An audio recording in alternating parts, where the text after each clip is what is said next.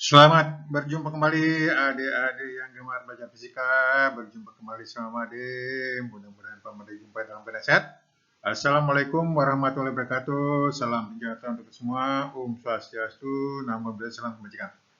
Mudah-mudahan Pak Made jumpa dalam keadaan sehat. Kita lanjutkan materi soal-soal sesuai dengan indikator. Tapi untuk pembahasan besaran vektor dan skalar. Selamat menyimak soal-soal mengenai vektor dan skalar. Selamat menyimak.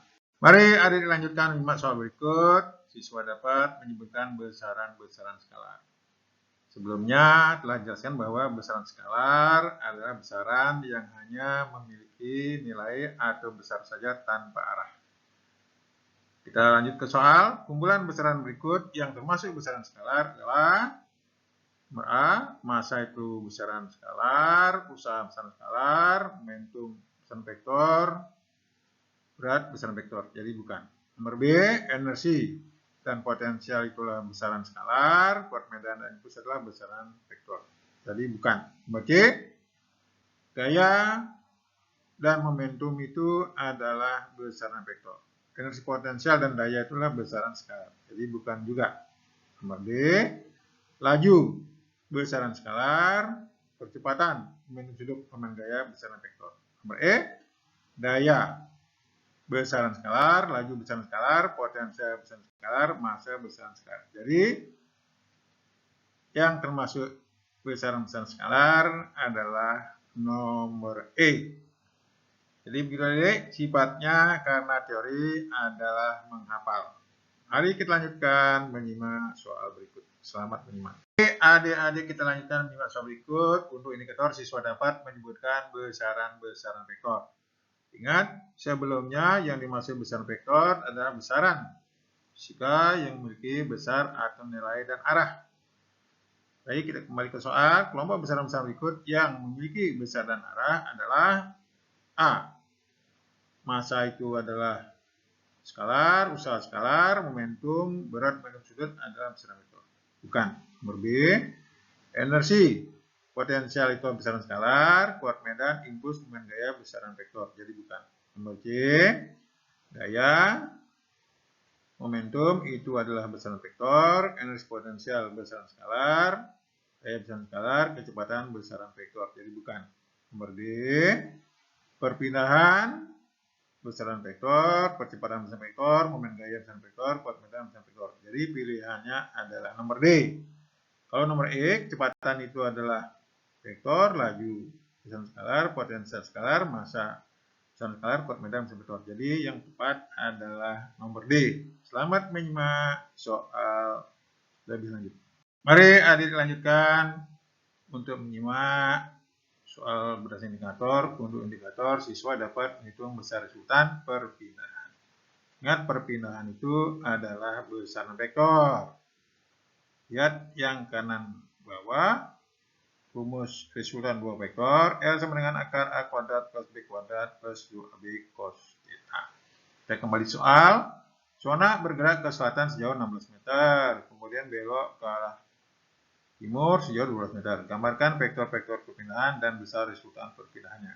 Perhatikan gambar yang tengah. D1 16 meter ke selatan, D2 12 meter ke timur.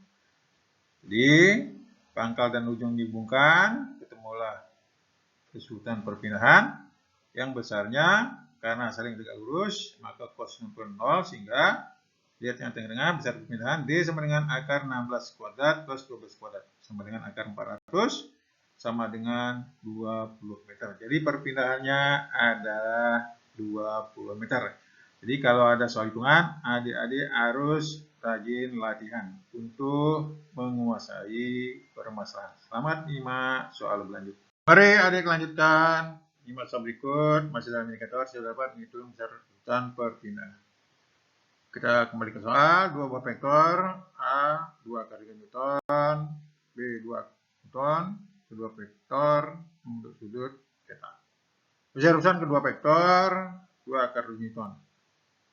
Besar sudut theta adalah, ingat, rumus resultan, lihat yang kanan. R sama dengan akar A kuadrat plus B kuadrat plus 2AB cos theta. Masukkan angkanya. 2 akar 7 sama dengan akar 2 akar 3 kuadrat tambah 2 kuadrat tambah 2 kali 2 akar 3 kali 2 cos theta. Sederhana kan? Kuadratkan kiri dan kanan. Jadi 2 akar 7 itu adalah 4 kali 28. Jadi 28 sama dengan 12 plus 4 plus 8 akar 3 cos theta. Sederhana kan? 12 sama dengan 8 akar 3 cos theta. Sehingga cos theta sama dengan 12 per 8 akar 3. Kalikan akar 3 bagi akar 3. Boleh bahwa cos theta sama dengan setengah akar 3. Ingat?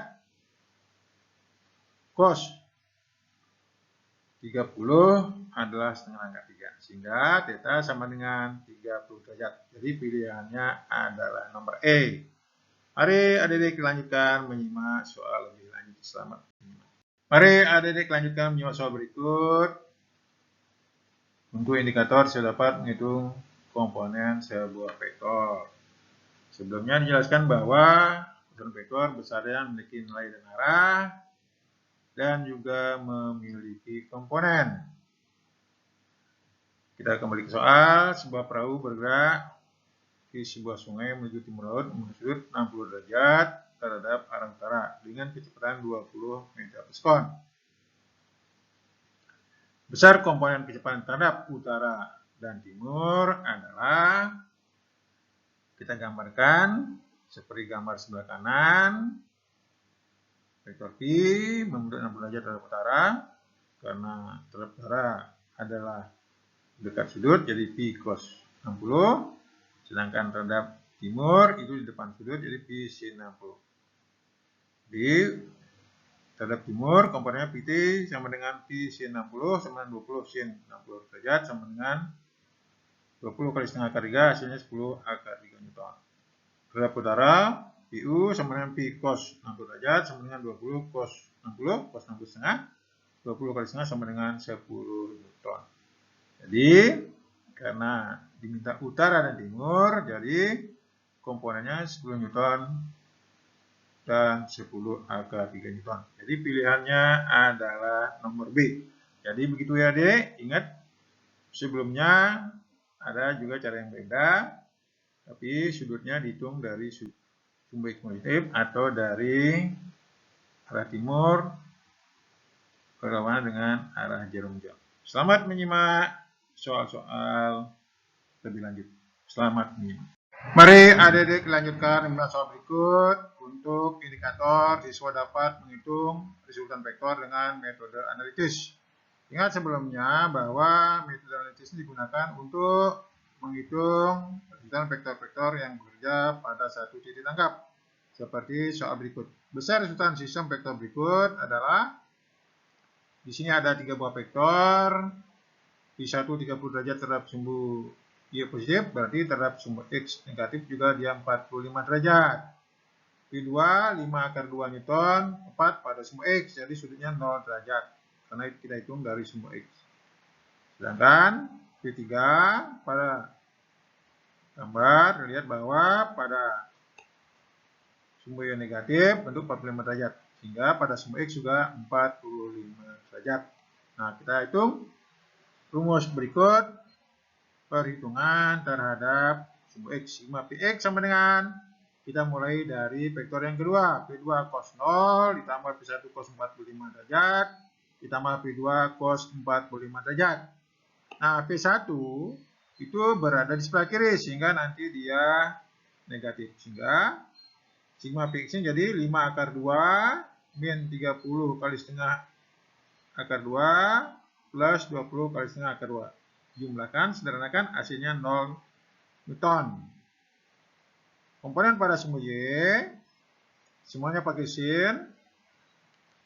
Sigma Py, nah perhatikan, untuk P1, dia berada di sebelah atas atau sumbu Y positif, sehingga dia positif. Sedangkan P3 berada pada Y negatif, sehingga nanti dia komponennya negatif. Sedangkan P2 itu sin 0 itu 0. Sehingga sigma Pi sama dengan P2 sin 0 ditambah P1 sin 45 derajat plus P3 cos 45 derajat karena ke bawahnya negatif. Sehingga hasilnya cos 0 di 0, 0 plus 30 setengah akar 2 min 20 setengah akar 2. Jadi 15 akar 2 dikurangin 10 akar 2 hasil 5 akar 2 Newton. Sehingga resultannya perhatikan yang bawah, R sama dengan akar sigma Px kuadrat tambah sigma Pi kuadrat sama dengan akar 0 kuadrat plus 5 akar 2 kuadrat. Hasilnya 5 akar 2 Newton. Jadi pilihannya adalah nomor D. Jadi begitu adik-adik yang bisa saya berikan mengenai soal-soal berkaitan indikator, materi, bisa tekanan vektor, tidak terlalu sulit.